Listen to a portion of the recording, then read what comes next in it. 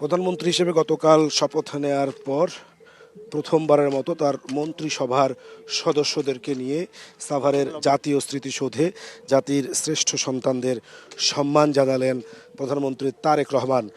সকাল 11টার দিকে তারেক রহমান নিজে প্রধানমন্ত্রী হিসেবে এককভাবে তিনি জাতির শ্রেষ্ঠ সন্তানদের সম্মাননা জানান। তিনি সেখানে সম্মান পুষ্পস্তবক অর্পণের মধ্য দিয়ে স্মরণ করেন ৭১-এর মহান মুক্তিযুদ্ধে এদেশের বীর সন্তানেরা, শ্রেষ্ঠ সন্তানেরা, যারা যারা আত্মহুতি দিয়েছিল, যাদের জীবনের বিনিময়ে এই স্বাধীন সার্বভৌম বাংলাদেশ, জাতির সেই শ্রেষ্ঠ সন্তানদেরকে তিনি শ্রদ্ধা ভরে স্মরণ করেন।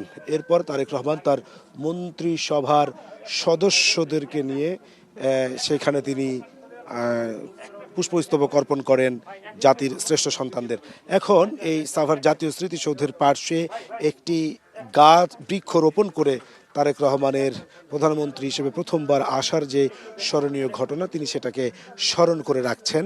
ইতিমধ্যে তিনি সেখানে একটি বৃক্ষ রোপণ করেছেন এবং এখন তিনি বক্তব্য অভিবাদন গ্রহণ করছেন এবং সামরিক বাহিনীর ঊর্ধ্বতন কর্মকর্তাদের সঙ্গে তিনি কথা বলছেন। আমরা দেখেছি যে এখানে 3 বাহিনীর প্রধান এখানে কিন্তু রয়েছে।